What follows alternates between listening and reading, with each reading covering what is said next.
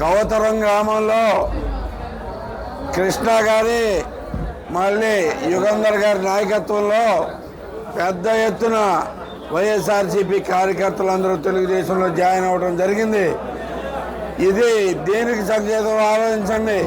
ఇద్దరు నానా కష్టాలు పడి నానా మాటలు పడి దారుణమైన ఏ పని అవ్వక ఈ ప్రభుత్వం మీద విసిగిపోయి ఈ ఎమ్మెల్యే ప్రవర్తనతో విసిగిపోయి తెలుగుదేశం పార్టీలో చేరడం అయింది. ఈ సందర్భంగా వాళ్ళు మనస్ఫూర్తిగా ఆహ్వానిస్తున్నాం. అలాగే అందరూ వైఎస్ఆర్సీపీ కార్యకర్తలందరినీ మేము ఒకే విజ్ఞప్తి చేస్తున్నాం. మీరందరూ నానా కష్టాలు పడి ఉన్నారు. అందరూ మీ కష్టాలు మేము కూడా అర్థం చేసుకుంటున్నాం. ఎందుకంటే మొదట మమ్మల్ని కష్టపెట్టారు, మేము అయిపోయిన తర్వాత మీ మీదకి వచ్చారు.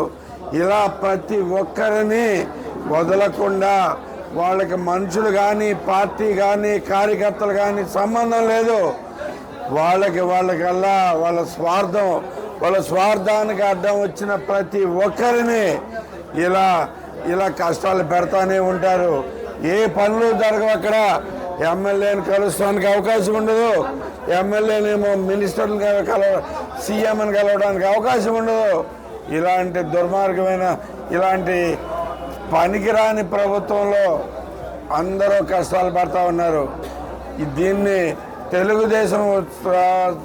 తెలుగుదేశం కార్యకర్తలు కూడా మొత్తం అర్థం చేసుకుని అందరినీ సానుభూతితోటి మనం అందరం బాధపడ్డ వాళ్ళమే అని చెప్పి చాలా ఘనంగా ఆహ్వానించడం జరిగింది. ఈరోజు మీ అందరికీ సముచిత స్థానం వచ్చేటట్లుగా మేము చూసుకుంటాం.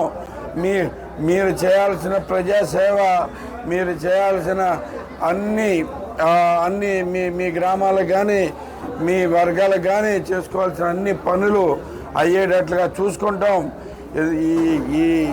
ఈ నియోజకవర్గం 20 సంవత్సరాల నుంచి అభివృద్ధి కరువయ్యి చాలా దారుణమైన పరిస్థితిలో ఉంది.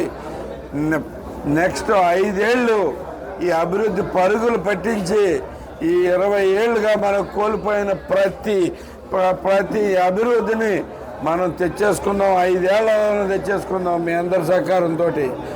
ఈ 5 ఏళ్ల అభివృద్ధిలో మీరందరూ భాగస్వామ్యం అయితే అందరికీ సముచితమైన స్థానం ఉంటుందని చెప్పి మీ అందరికీ తెలియజేస్తా ఉన్నాను. ఇలా ప్రతి ఒక్కరూ కలిసి పనిచేసుకుందాం. ఈ ప్రభుత్వానికి ఈ ఎమ్మెల్యేకి మన వ్యతిరేకత అంటే ఎంత ఉంది అనేది చూపిద్దాం.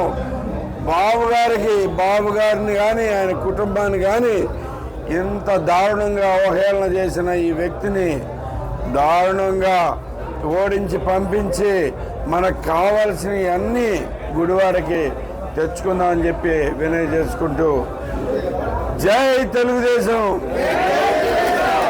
జై చంద్రబాబు, జై లోకేష్, జై పవన్ కళ్యాణ్, జై జనసేన.